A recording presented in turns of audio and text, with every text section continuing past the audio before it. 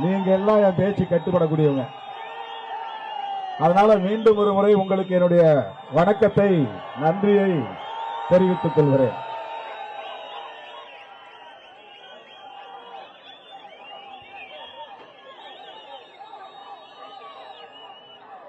மேலவளவு முருகேசன் உள்ளிட்ட நமது அரசியல் உரிமை போராளிகள் மற்றும் இதர மண்ணுரிமை போராளிகள், சாதி ஒழிப்பு போராளிகள் அனைவருக்கும் முதலில் எனது செம்மாந்த வீர வணக்கத்தை செலுத்துகிறேன்.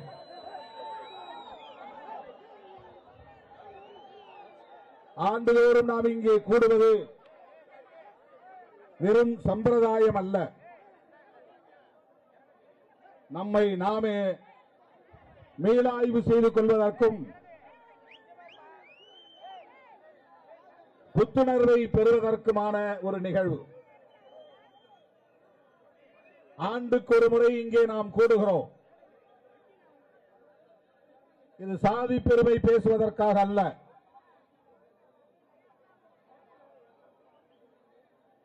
இறந்தவர்களுக்கு வீரவணக்கம் செலுத்துகிற வெறும் சம்பிரதாய நிகழ்வு அல்ல.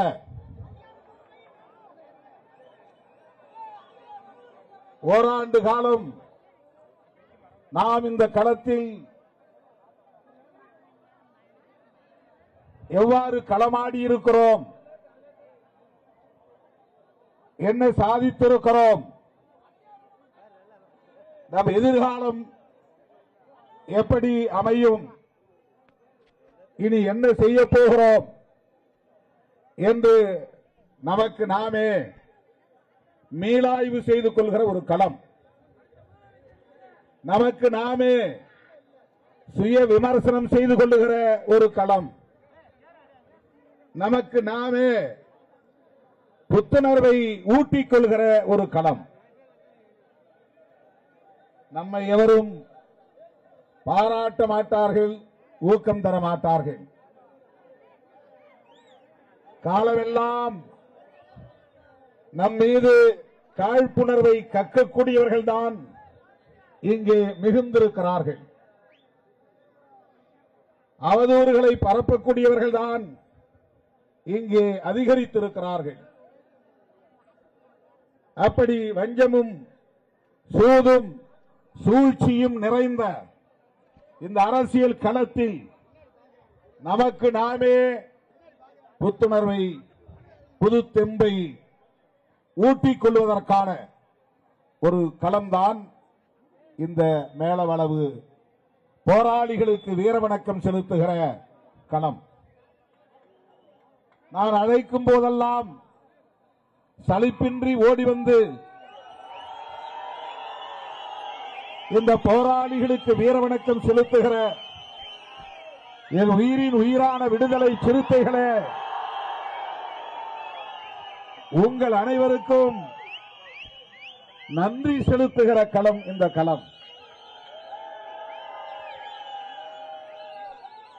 எனக்கு என்ன பலன் என்று எதிர்பார்க்காமல், எனக்கு என்ன செய்தீர்கள் என்று கேள்வி எழுப்பாமல், இந்த தலைமையை நாங்கள் நம்புகிறோம் என்று முற்றும் முழுதுமாக என் மீது நம்பிக்கை வைத்து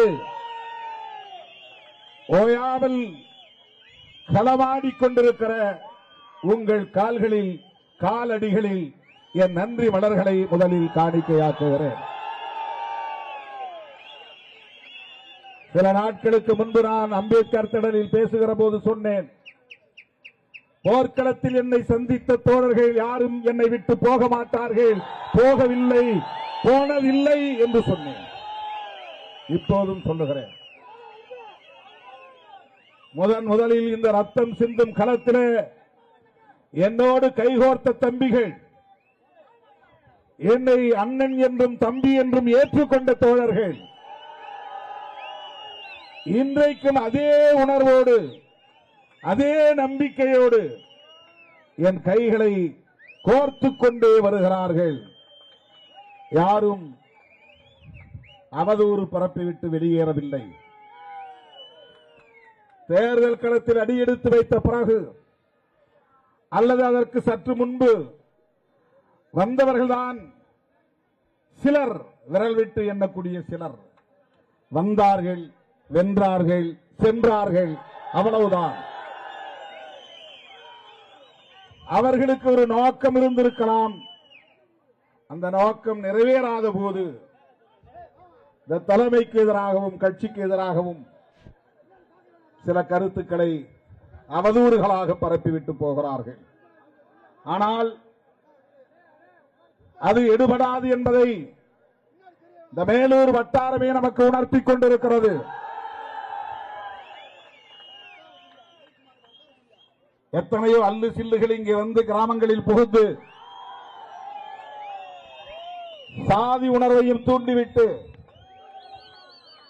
இந்த இயக்கத்திற்கு எதிராகவும் எனக்கு எதிராகவும் அவதூறுகளை பரப்பிய போதும் அவர்களால் இங்கே ஒரு வேரை கூட அசைக்க முடியவில்லை.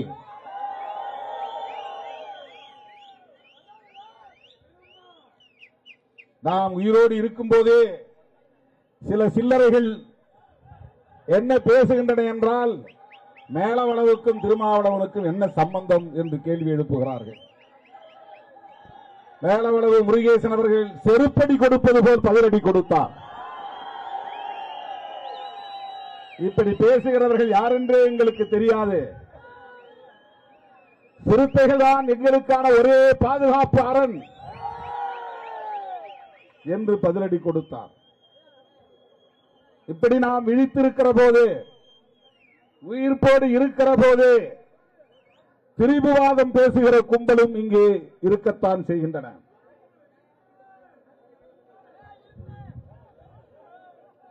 ஆயிரத்தி 1997 ஆண்டு ஜூன் திங்கள் 30ஆம் நாள் இந்த கொடூரம் அரங்கேறியது. தமிழ்நாடு உறைந்து போனது. வழக்கம் போல அரசியல் கட்சிகள் மௌனித்து கிடந்தன. வழக்கம் போல தலைவர்கள் வாய் திறக்கவில்லை. ஒரு கண்டனம் கூட இல்லை. இதுதான் 97 இருந்த நிலை. ஆனால் இன்றைக்கு தமிழ்நாடு முழுவதும் தலித்துகளின் அரசியல் விரிவாக பேசப்படுகிறது. அதி உச்சமாக ஒரு தலித் முதலமைச்சர் வேட்பாளராக இங்கே அறிவிக்கப்படுகிறார் என்கிற நிலை எட்டி இருக்கிறது. 97 இருந்த நிலை என்ன? 2026 இந்த 29 ஆண்டுகளில் ஏற்பட்டிருக்கிற மாற்றம் என்ன? தமிழ்நாட்டில் ஒரு தலித் ஏன் முதலமைச்சராக கூடாது என்கிற விவாதத்தை எழுப்புகிற அளவுக்கு, ஏன் இன்னும் குறிப்பாக திருமாவளவன் ஏன் முதலமைச்சராக கூடாது என்று விவாதிக்கிற அளவுக்கு தமிழக அரசியல் தலைகீழாக மாறி இருக்கிறது என்றால் அதுதான் சிறுத்தைகளின் சாதனை, திருமாவளவனின் சாதனை.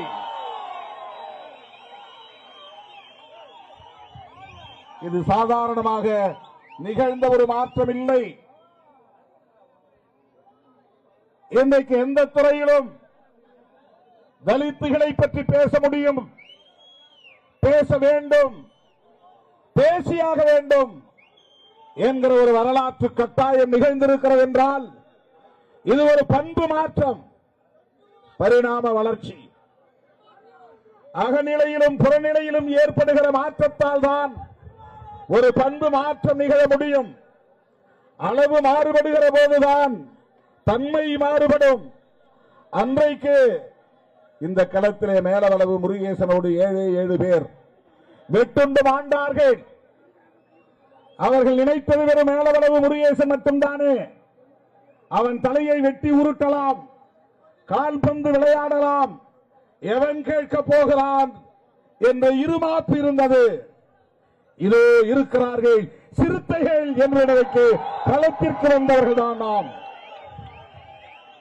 அன்னைக்கு திருமாவளவனோடு களத்தில் நின்றவர்கள் சில 10 பேர் இருக்கலாம், ஒரு 100 பேர் இருக்கலாம். அன்றைக்கு இலக்காரமாக அவர்கள் பார்த்திருக்கலாம். மேலவளவு முருகேசன் உள்ளிட்ட தோழர்களின் திரு உடல்களுக்கு மலர் வளையம் வைத்து அஞ்சலி செலுத்துவதற்கு நான் வேலூரை நோக்கி வந்தபோது வேலூர் காவல் நிலையத்திற்கு அருகே காவல்துறையினர் என்னை தடுத்து விட்டார்கள். மேலவளவுக்கு போகக்கூடாது என்றார்கள், அஞ்சலி செலுத்தக்கூடாது என்றார்கள். எங்கள் கைகளில் 7 மாலைகள் இருந்தன. டிஐஜி கணேசன் என்று இருந்தார். மாவட்ட காவல் கண்காணிப்பாளர் AK விஸ்வநாதன் ஆயுத படைகளோடு நின்று கொண்டிருந்தார். அந்த நேரத்தில் நான் இடக்கு முடக்காக நடந்து கொள்ளவில்லை, முரட்டுத்தனமாக நடந்து கொள்ளவில்லை, அசட்டு துணிச்சலாக நான் எதையும் செய்ய முயற்சிக்கவில்லை. டிஐஜி கணேசன் அவர்களை அழைத்து சொன்னேன், அனுமதிப்பீர்களா மாட்டீர்களா என்று கேட்டேன். அப்போது நான் ஒரு அரசு ஊழியர், 30 வயதை கூட நிரம்பாத ஒரு இளைஞன். என்னோடு சில 100 பேர், 100க்கும் குறைவானோர் தான் நின்று கொண்டிருந்தார்கள். அரசியல் புரிதல் இல்லாத இளைஞர்கள், அனுபவம் இல்லாத இளைஞர்கள், போராட்ட களம் பார்க்காத இளைஞர்கள், போலீசை களத்தில் சந்திக்காத இளைஞர்கள், எது நடக்கும் என்ன நடக்கும் என்பதை அறியாதவர்கள். அப்படிப்பட்டவர்களை நான் உடன் வைத்துக் கொண்டு அந்த டிஐஜி கணேசன் அவரிடத்தில் என்ன சொன்னேன் என்றால், என்னை மேலவளவு செல்ல நீங்கள் அனுமதிக்க மாட்டீர்கள், அப்படித்தானே? சரி, உங்கள் கையில் அதிகாரம் இருக்கிறது, சாதி வெறியர்களின் கட்டுப்பாட்டில் இருக்கிறீர்கள், சாதி வெறியர்களுக்கு துணை போகிறீர்கள். சரி, இந்த மண் எங்கள் முருகேசன் நடமாடிய மண், அவன் காலடிகள் பட்ட மண் இது. எங்கள் மேலவளவு தோழர்கள் நடமாடிய மண் தான் இந்த மனிதனை மேலூர் வட்டாரம். அவன் நடமாடிய மண்ணிலேயே இந்த இடத்திலேயே மலர் வளையம் வைத்து நான் அஞ்சலி செலுத்த போகிறேன் என்று காவல் நிலையத்தின் வாசலில் மலர் வளையம் வைத்து அஞ்சலி செலுத்தினேன். இதை சற்றும் டிஐஜி கணேசன் எதிர்பார்க்கவில்லை, சற்றும் எதிர்பார்க்கவில்லை. நான் ஆத்திரப்படுவேன், மீறி செல்லுவேன், காவல்துறையோடு வாக்குவாதம் செய்வேன், தகராறு பண்ணுவேன். அதனால் சாதி வெறியர்களுக்கும் சிறுத்தைகளுக்கும் மோதல் நடக்கும், கலவரம் நடக்கும், கல்வீச்சு நடக்கும், சட்டம் ஒழுங்கு பாதிக்கும் என்றெல்லாம் அவர்கள் கற்பனை செய்திருக்கலாம், அச்சப்பட்டிருக்கலாம்.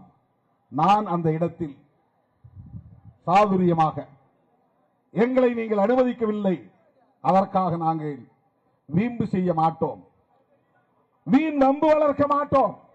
என் தோழர்கள் நடமாடிய மண், அவர்களின் காலடிகள் பட்ட மண், மேலூர் நகர வீதிகளில் இருக்கிற மண், இந்த இடத்தில் நான் அஞ்சலி செலுத்துகிறேன் என்று 7 மாலைகளையும் அந்த இடத்தில் வைத்து அந்த இடத்தில் நின்று வீர வணக்கம் செலுத்திவிட்டு நான் மதுரைக்கு திரும்பினேன். அவர்கள் நினைத்திருக்கலாம் இவர்கள் பலவீனமானவர்கள், அவர்கள் நினைத்திருக்கலாம் இவர்களால் காவல்துறையை எதிர்க்கிற வலிமை பெற்றிருக்கவில்லை, இவர்களுக்கு அந்த வலிமை இல்லை. அவர்கள் நினைத்திருக்கலாம், சாதி வெறியர்கள் நினைத்திருக்கலாம் திருமாவளவன் பயந்து பின்வாங்கி போய்விட்டான் என்று. ஆனால் விடுதலை சிறுத்தைகள் விஸ்வரூபம் எடுத்தோம். அந்த படுகொலைக்கு பிறகு என்ன செய்வது என்று கூடினோம், பல்லாகுளத்தில் உட்கார்ந்து பேசினோம். அதன் அடிப்படையில் தான் சென்னையில் மாபெரும் பேரணி அறிவிக்கப்பட்டது. அதன் அடிப்படையில் தான் நாடு தழுவிய பந்த் அறிவிக்கப்பட்டது.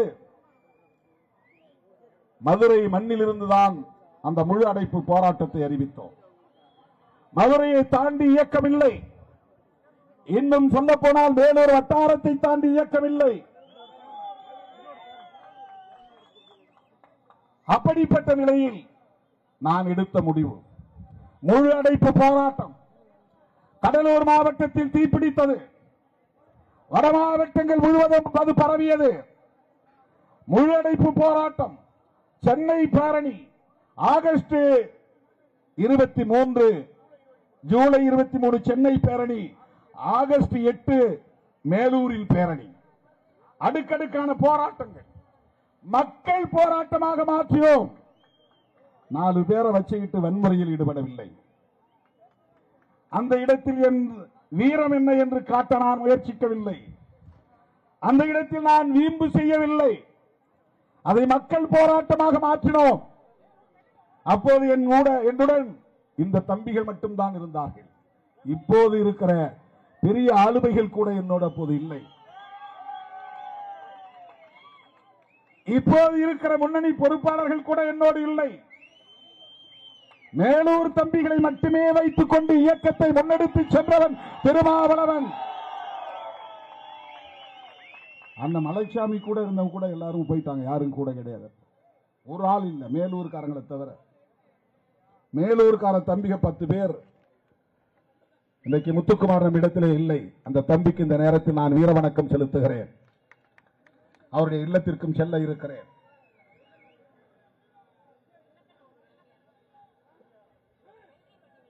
வெள்ளரிப்பட்டி வெள்ளக்கண்ணு இவர்கள் எல்லாம் அந்த காலத்தில் என்னோடு இருந்த தம்பிகள். கள அனுபவம் இல்லாதவர்கள், அரசியல் அனுபவம் இல்லாதவர்கள், சாதி அரசியலை பற்றி தெரியாதவர்கள். இந்த 10-20 பேரை வைத்துக் கொண்டுதான் இந்த இயக்கம் வெகு மக்கள் இயக்கமாக பரிணமித்தது. சும்மா நிகழ்ந்து விடுவதில்லை. வெறும் சாதி உணர்வால் ஒரு இயக்கம் வளர்ந்து விடாது. வெறும் சாதி உணர்வு மட்டுமே ஒரு அரசியல் இயக்கத்தை 4 நூற்றாண்டு காலத்திற்கு தக்க வைத்துக் கொள்ளாது. அவ்வப்போது காலத்திற்கு ஏற்ப நாம் நகர்த்திய காய்கள், நாம் எடுத்த முடிவுகள், நாம் சேர்த்துக் கொண்ட உறவுகள், இந்த அடிப்படையில் தான் இன்றைக்கு மேலவளவுக்கு இடதுசாரிகளும் வந்து வீரவணக்கம் செலுத்துகிற ஒரு மாற்றம் நிகழ்ந்திருக்கிறது. தோழர்களே, அன்றைக்கு மேலவளவு முருகேசன் விடுதலை சிறுத்தையாய் தன்னை அடையாளப்படுத்திக் கொள்ளவில்லை. அவர் திராவிட முன்னேற்ற கழக தொண்டராகத்தான் இருந்தார். அதுவும் நமக்கு தெரியும். என்னிடத்திலே வந்து பேசுகிற போதே அப்படித்தான் சொன்னார். புலிப்பட்டி, கம்மாப்பட்டி வையங்கருப்பன் அவர் தான் முதல்ல வேட்பாளரா நம்ம கட்சி சார்பில் நிக்கிறேன்னு விரும்பினார். வையங்கருப்பன் அவர் நிக்க வேண்டாம், நான் நிக்கிறேன் அப்படின்னு வந்து சொன்னார் முருகேசன்.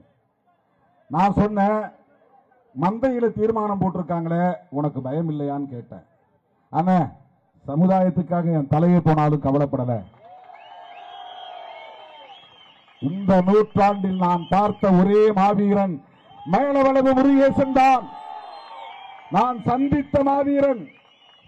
சாதி வெறியர்களின் அச்சுறுத்தலையும் மீறி என் தலை போனாலும் அந்த அரசியல் உரிமையை நான் பாதுகாப்பேன் என்று என்னிடத்தில் சொன்னவன் மேலவளவு முருகேசன். மறுபடியும் மறுபடியும் கேட்டேன். அவங்கதான் வந்து தலையை எடுத்துருவோம் சொல்றாங்களே, ஏன்பா இந்த வீண் முயற்சி? ஏன்னா அப்ப தேர்தல் புறக்கணிப்பில் ஈடுபட்டிருந்த இயக்கம் இந்த இயக்கம். அதனால எனக்கு பெரிய ஆர்வம் இல்லை. அப்ப ஆற்றல் அரசு தான் சொன்னார், நாம எலெக்ஷன்ல நிக்கலன்னா அதுக்காக நம்ம சமுதாயத்தை சார்ந்தவர்கள் நெருக்கடியில் இருக்கும்போது நாம ஏதாவது முடிவெடுத்து தானே ஆகணும். தம்பி ஆற்றல் அரசு சொன்னார். சக்திவேல், அப்ப அவருக்கு பேரு சக்திவேல். நாம் தேர்தல் களத்தில் இல்லாவிட்டாலும் தேர்தலில் போட்டியிடுகிறவர்களுக்கான பாதுகாப்பை யார் முன்னெடுப்பது? அப்போது நான் சொன்னேன், நீங்க போய் போட்டியிடுங்க, இந்த இயக்கம் உங்களுக்கு துணையாக இருக்கும் என்று சொன்னேன். களத்தில் போய் நில்லுங்க. தமிழேந்தி இப்போ இருக்கிறார், தமிழேந்தி அவங்க எல்லாமே நேரடியாக களத்துக்கு வந்து நின்று 10 நாள் நின்று ஓட்டு கேட்டாங்க. தேர்தல் பிரச்சாரத்தில் ஈடுபட்டார்கள். எல்லோருடைய பெயரும் இங்கே சொல்ல நேரமில்லை. தோழர்களே, அப்படி எந்த பின்புலமும் இல்லாமல் இந்த களத்தில் சாதி வெறியர்கள் ஒருபுறம், அடக்குமுறை அதிகாரம் பெற்றிருக்கிற அதிகார வர்க்கம் ஒருபுறம், ஆட்சியாளர்கள் அல்லது அரசியல்வாதிகள் ஒருபுறம், இப்படிப்பட்டவர்களின் ஒடுக்குமுறைகளை தாக்கு பிடித்து நின்று இன்றைக்கு நான் அடிக்கடி மேடையில் சொல்லுவது போல், எங்களை ஓரங்கட்ட பார்த்தாலும் ஒதுக்கி வைக்க பார்த்தாலும் நாங்களே மையம் என்பதை நிரூபிப்போம். நிறுவனமானதா இல்லையா? 2 சீட்டு என்று கிண்டல் செய்கிறவனுக்கு அந்த 2 சீட்டினுடைய அருமை என்னவென்று அப்போதுதான் தெரிந்திருக்கும். 2 சீட்டு என்று 3 சீட்டு விளையாடுகிறவன் நம்மை கிண்டல் செய்கிறான். 3 சீட்டு கும்பல். அவன் நம்மை கிண்டல் செய்கிறான். இந்த 2 சீட்டுக்குள்ள அருமை தமிழ்நாட்டுக்கு மட்டுமல்ல உலகத்துக்கே தெரிந்தது. சிறுத்தைகள் என்ன முடிவெடுக்க போகிறார்கள்? கவுண்ட் டவுன் போடுறான். இன்னும் 3/4 மணி நேரம் இருக்கு, இன்னும் அரை மணி நேரம் இருக்கு, இன்னும் 1/4 மணி நேரம் இருக்கு, இன்னும் 10 நிமிஷம் இருக்கு, இன்னும் 5 நிமிஷம் இருக்கு. என்னதான் திருமாவளவன் வாய் திறக்க போகிறார்? இதை நான் பெருமைக்காக சொல்லவில்லை தோழர்களே. இந்த இடத்தில் இந்த இயக்கம் வந்து இன்றைக்கு நிற்கிறது என்று சொன்னால், இத்தகைய ஒரு ஆற்றலாக இந்த இயக்கம் இன்றைக்கு பரிணமித்திருக்கிறது என்று சொன்னால், 10 ஆண்டு காலம் தேர்தல் புறக்கணிப்பு காலத்தில் எத்தகைய அடக்குமுறைகளையும் ஒடுக்குமுறைகளையும் நாம் எதிர்கொண்டிருப்போம் என்பதையும், இந்த 25 ஆண்டு கால தேர்தல் அரசியல் களத்தில் எத்தகைய சூது சூழ்ச்சி வஞ்சகம் அனைத்தையும் எதிர்கொண்டிருப்போம் என்பதையும் எண்ணி பார்க்க வேண்டும். இதை புரிந்து கொண்டால்தான் ஒரு தலைமைக்குரிய அருமை என்ன என்பதை புரிந்து கொள்ள முடியும். ஏதோ ஏசிங்கிறதுனால வந்துட்டாங்க அப்படின்னா எல்லா ஏசியும் வந்திருக்கணும் இல்ல. ஏதோ சாதிங்கிறதுனால வந்துட்டாங்கன்னா சாதி பேரை சொல்றவங்க வந்திருக்கணுமா இல்லையா? சாதி பேரை சொன்ன எந்த இயக்கமாவது தமிழ்நாட்டுக்குள்ள வளர்ந்திருக்கா? சமகாலத்தில் நம்மோடு சாதி பெயரை கொண்டு அரசியல் இயக்கத்தை தொடங்கிய யாராவது இந்த களத்தில் இருக்கிறார்களா?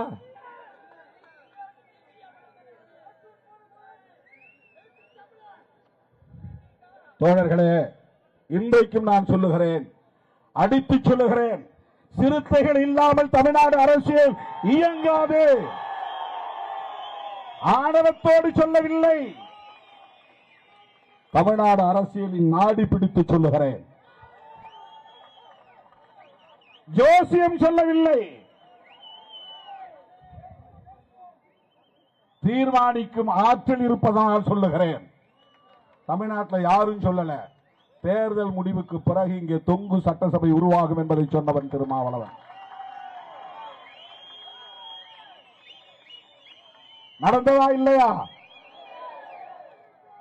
ஆட்சி அமைப்பதற்கு சிலருக்கு சில தொகுதிகள் தேவைப்படும், சில எண்ணிக்கை தேவைப்படும்.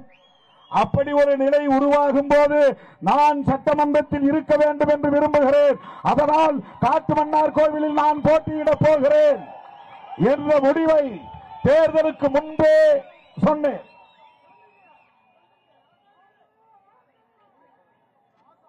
ஏன் போட்டியிடல அப்படிங்கிறதுக்கு என்கிட்ட விளக்கம் கேட்கிறவன் எவனும் ஒரு ஆள் கூட அவர் போட்டியிடாமல் போனதற்கு எது காரணம் என்று திமுகவிடம் யாரும் கேட்கவில்லை.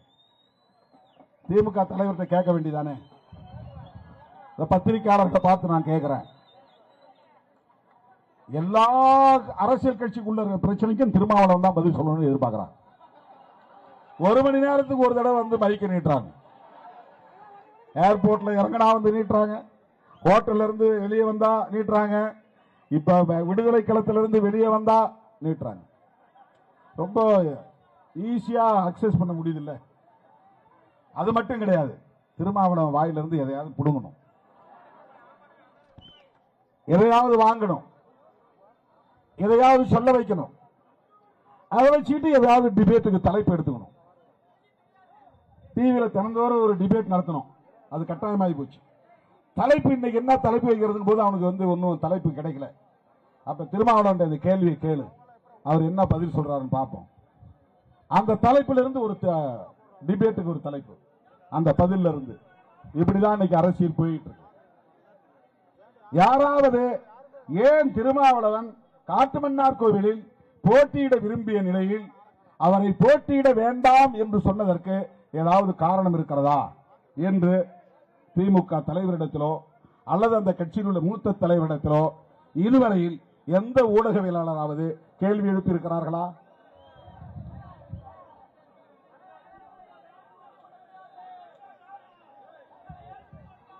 சிட்டிங் எம்எல்ஏவுக்கு ஏன் சீட்டு கொடுக்கல, இதை டிபேட் வைக்கிறான்.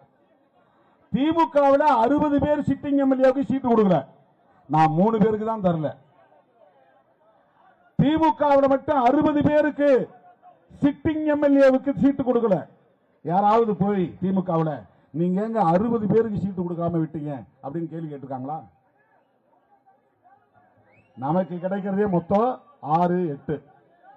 பெரிய கூட்டணி, மெகா கூட்டணி ஷேர் பண்ணும்போது குறைவா வருது. அதுல 2 தொகுதி பொது தொகுதி. அந்த 2 தொகுதியில நின்னவங்களே மறுபடியும் நிக்கணுமாங்கிற கேள்வி மறுபடியும் வருது. அதனால மாற்றி போடணுங்கிற கட்டாயம் நமக்கு வருது. இது ஒரு தலைமைக்கு வர்ற கிரைசிஸ், ஒரு நெருக்கடி. மிச்சம் இருக்கிற 6 தொகுதி, இந்த 6 தொகுதியில எத்தனை பேருக்கு போட்டி கொடுக்க முடியும்? ஒரு தொகுதிக்கு 10 பேர், 12 பேர். தந்தாயே தந்தபடி என்று வற்புறுத்துகிற போது நான் துணிஞ்சு ஏதாவது ஒரு முடிவு தான் எடுத்தாகணும். அப்புறம் எடுத்த பிறகு இவருக்கு ஏன் கொடுக்கல, அவருக்கு ஏன் கொடுக்கல, இதை பத்திரிகையாளர்கள் வந்து நம்ம கிட்ட கேள்வி கேட்கிறார். இது ஒரு தலைமைக்குள்ள சுதந்திரம். இது ஒரு கட்சியின் தலைவருக்குள்ள சுதந்திரம். இந்த கட்சிக்கு எப்படிப்பட்ட வாய்ப்புகளை எப்படிப்பட்ட வேட்பாளர்களுக்கு தர வேண்டும் என்று முடிவெடுக்கிற அதிகாரம் ஒரு தலைவருக்கு இருந்தால்தான் அந்த தலைவரால் சுதந்திரமாக திட்டமிட முடியும், இயக்கத்தை அடுத்த கட்டத்தை நோக்கி நகர்த்த முடியும். ஆனால் இந்த நாள் வரையில் எலெக்ஷன் வந்து எப்போ வேட்பாளர் தேர்வு நான் எப்ப அறிவிச்சேன், இன்னைய வரையிலும் ஒரு வார பத்திரிகை வெளிப்படையாக பேசுவதில் ஒன்றும் தவறில்லை. ஜூனியர் விகடன் இன்னொரு நாளேடு தினமலர் தினந்தோறும் எழுதிட்டு இருக்கிறான். கட்சி உடைய போகுது, அவங்க வெளியே போக போறாங்க, இவங்க கட்சியை புது கட்சி தொடங்க போறாங்க. அதிமுகவிலிருந்து 6 பேர் வெளியே வந்திருக்கிறார்கள். அந்த அளவுக்கு அங்கே உட்கட்சி முரண்கள் இருக்கின்றன. அதிமுகவை பற்றி எவரும் பேசவில்லை. ஏன் 6 சட்டமன்ற உறுப்பினர்கள், வெற்றி பெற்ற உறுப்பினர்கள் பதவியை தூக்கி எறிந்துவிட்டு வெளியே வருகிறார்கள்? அப்படி என்ன உள்ளே நடக்கிறது? எடப்பாடி பழனிசாமி அவர்களுக்கும் வெற்றி பெற்ற சட்டமன்ற உறுப்பினர்களுக்கும் இடையிலே நடக்கிற பிரச்சனை தான் என்ன? யாராவது டிபேட் வைக்கிறீங்களா? கேள்வி எழுப்புறீங்களா? அவங்க ஏன் வெளியே வந்தாங்கன்னு எடப்பாடி பழனிசாமி கிட்ட கேட்காம என்கிட்ட வந்து கேட்கிறாங்க மைக்கு நீட்டு. அந்த 6 பேர் வெளியே வந்துட்டாங்களே, உங்க கருத்து என்ன? அங்கதானே போய் கேட்கணும். அதுதானே நியாயம். ஏங்க உங்க கட்சியில இருந்து 6 பேர் வெளியே வந்துட்டாங்களே, உங்களுக்கு அவங்களுக்கு என்னங்க பிரச்சனை அப்படின்னு கேட்டா ஒரே நாள்ல ஒரு பதில் சொல்லிட்டு போறார். நான் எங்க போய் நின்னாலும் இந்த 6 பேர் வெளியே வந்துட்டாங்க, உடனே நான் ஏதாவது நியாயமா பதில் சொல்லணும்னு, அது நல்லது இல்லைங்க, அது ஆரோக்கியமானது இல்லைங்கன்னு சொன்னா இவர் இன்னும் தாவேகாவுக்கு செக் வைக்கிறாரு, இவரு தமிழக வெற்றி கழகத்துக்கு செக் வைக்கிறாரு. டிபேட் அப்படியே டைவர்ட் பண்றான். இதுக்கு பேர் தான் திரிபுவாதம். பிரச்சனையை திசை திருப்புவது, உண்மையை மறைத்து பேசுவது, பிரச்சனை இல்லாத பிரச்சனையை பேசுவது. உண்மையிலே அதிமுகவில் தான் போய் கேட்க வேண்டும். ஏன் வெற்றி பெற்றவர்கள் ராஜினாமா பண்ணணும்? திரும்ப திரும்ப நம்ம இடத்திலே கேட்கிறார்கள். அல்லது தாவேகா தலைவர்கிட்ட போய் கேட்கணும். உங்க மேல மாதிரி குற்றச்சாட்டு சொல்றாங்களே, நீங்க சொல்லித்தான் மறைமுகமா அவங்கள வந்து வெளியேறுவதற்கு ஊக்கம் கொடுப்பதாக சொல்லுகிறார்களே, இது உண்மையா? முடிந்தா முதலமைச்சர்கிட்ட கேளுங்க. அதுதானே நியாயம். தோழர்களே, இப்படி சூது நிறைந்த இந்த அரசியல் களத்தில் திருமாவளவன் தாக்கு பிடித்து நிற்கிறான், புரிந்து கொள்ளுங்கள். வஞ்சம் நிறைந்த அரசியல் களத்தில் போராடி கொண்டிருக்கிறான் திருமாவளவன், இதை நீங்கள் புரிந்து கொள்ளுங்கள்.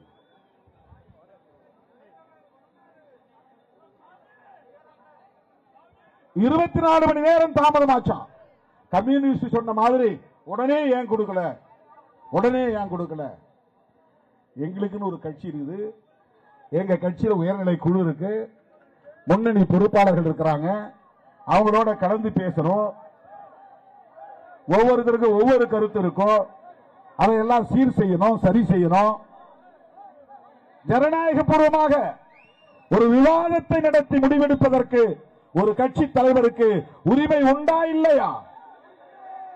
ஆனால் உடனே என்ன பேசிட்டாங்கன்னா, திரைமறைவுல பேரம் நடக்குது. இப்ப கூட 2 நாளைக்கு முன்னாடி பேசுறாங்க, திருமாவளவன் போய் தாவேகாவுக்கு அழுத்தம் கொடுக்கிறாரு. என்ன அழுத்தம்னா, எங்களுக்கு எஸ்சி எஸ்டி டிபார்ட்மெண்ட்லாம் வேண்டாம், எங்களுக்கு இதை விட நல்ல டிபார்ட்மெண்ட் கொடுங்க, போர்ட்போலியோ கொடுங்க அப்படின்னு நான் கேட்டேன். அந்த மாதிரி ஒரு பேச்சே நடக்கவில்லை.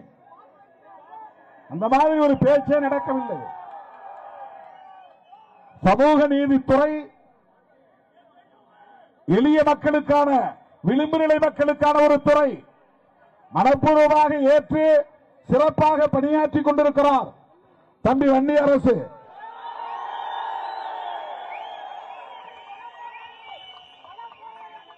அதை பொறுத்துக் கொள்ள முடியவில்லை, பலரால் அதை சகித்துக் கொள்ள முடியவில்லை.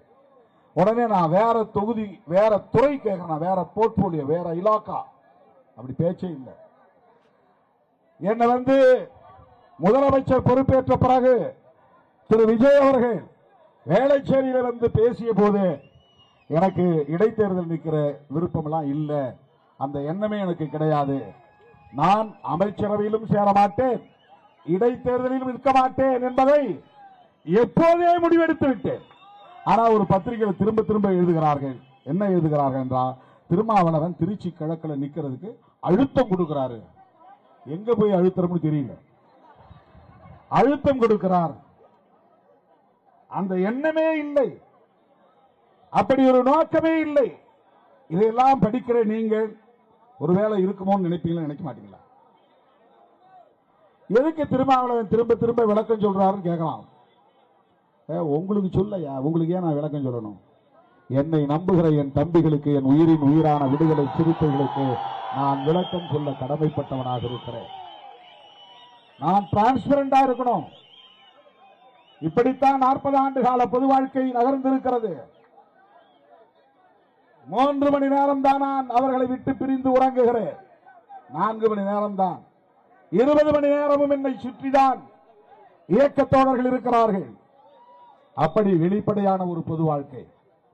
ஆகவே இந்த அரசியலிலும் ஒரு வெளிப்படைத்தன்மை, அதற்காக நான் விளக்கம் தருகிறேன். தோழர்களே, இன்றைக்கு தமிழகத்தில் ஒரு சமூக அடையாளத்தை கொண்டிருந்தாலும், புரட்சியாளர் அம்பேத்கரின் கொள்கைகளை உயர்த்தி பிடித்தாலும், அனைத்து தரப்பு மக்களுக்குமான ஒரு பேரியக்கம் என்கிற ஒரு அங்கீகாரத்தை நாம் பெற்றிருக்கிறோம். நீங்கள் நெஞ்சுயர்த்தி வீறு நடை போடலாம். இந்த இயக்கம் அனைத்து தரப்பு மக்களுக்குமான இயக்கம், தமிழ்நாட்டு மக்களுக்கான இயக்கம். அந்த அடிப்படையில் தான் வருகிற ஆகஸ்ட் 17 எனது பிறந்த நாளில் தமிழ் தேசிய எழுச்சி மாநாட்டை நாம் நடத்துகிறோம்.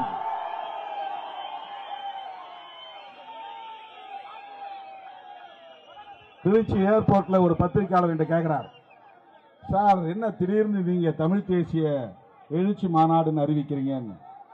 அந்த தம்பிக்கு நான் சொன்னேன், 35 வருஷமா தமிழ் தேசியம் பேசுகிற இயக்கம் விடுதலை சிறுத்தைகள் கட்சி. 1990ஆம் ஆண்டு ஏப்ரல் திங்கள் 14ஆம் நாள் நம்மை எல்லாம் மனிதர்களாய் தலைநிமிர வைத்த நம்முடைய மகத்தான தலைவர் புரட்சியாளர் அம்பேத்கர் பிறந்த நாள் அன்று முதலாய் இந்த இயக்க கொடியை ஏற்றிய போது, இந்த இயக்கத்திற்கான கொடி விளக்கத்தை நான் விளக்கி பேசிய போது சொன்னேன், கொடியின் நடுவில்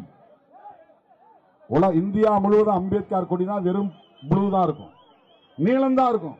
நீளத்துக்கு மத்தியில தம்ம சக்கரம் இருக்கும், இல்லனா மாயாவதி படம் இருக்கும், அவ்வளவுதான். இல்லனா அம்பேத்கர் படம் இருக்கும், மொத்தமும் நீளமா இருக்கும்.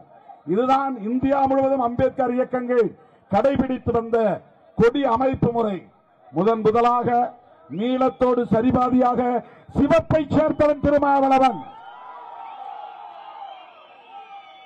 மேலே பாதி நீளம், கீழே பாதி சிவப்பு. நீளம் உழைக்கும் மக்களின் விடுதலையை குறிக்கும், சிவப்பு உழைக்கும் மக்களின் விடுதலையை வென்றெடுப்பதற்கான ஈகத்தை குறிக்கும், தியாகத்தை குறிக்கும். நடுவிலே இருக்கிற நட்சத்திரம் விடுதலை சிறுத்தைகள் கட்சி இந்த எளிய மக்களுக்கான நம்பிக்கை நட்சத்திரம். இந்த இயக்கம்தான் இந்த மக்களுக்கான நம்பிக்கை நட்சத்திரம். அந்த நட்சத்திரத்தின் 5 முனைகளும் 5 கொள்கைகளை வியூகமாக வகுக்கிற கோட்பாடுகளை கொண்டிருக்கிறது. 1 சாதி ஒழிப்பு, 2வது தமிழ் தேசியம், 3வது மகளிர் விடுதலை, 4வது பாட்டாளி வர்க்க விடுதலை, 5வது ஏகாதிபத்திய எதிர்ப்பு. இதில் ஆர்டர் மாறி இருக்கலாம். இந்த 5 கொள்கைகள் தான். சாதி ஒழிப்பே மக்கள் விடுதலை, வர்க்க அமைப்பை உடைத்து வறுமையை துடைப்போம், சாதி மதம் ஒழித்து சமத்துவம் படைப்போம், வர்க்க அமைப்பை உடைத்து வறுமையை துடைப்போம், பெண்ணுரிமை மீட்டு பெண் விடுதலையை வென்றெடுப்போம், தேசிய இன உரிமையின் மூலம் தமிழ் தேசியத்தை வளர்த்தெடுப்போம், வல்லரசியத்தை வன்மையாக எதிர்ப்போம். இதுதான் கொள்கை முழக்கம். 1990ஆம் ஆண்டு ஏப்ரல் திங்கள் 14ஆம் நாள் இந்த கொடியை ஏற்றும் போதே தமிழ் தேசியத்தை முன்னிறுத்திய இயக்கம் விடுதலை சிறுத்தைகள் கட்சி.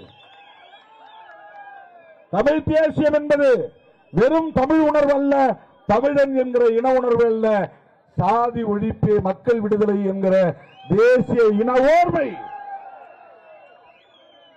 எனதருமை தோழர்களே, தேர்தலுக்கு பிறகு நாம் நடத்த போகிற முதல் மாநாடு தேசம் காப்போ மாநாடு எப்படி தேசத்தையே திருச்சியை நோக்கி ஈர்த்ததோ,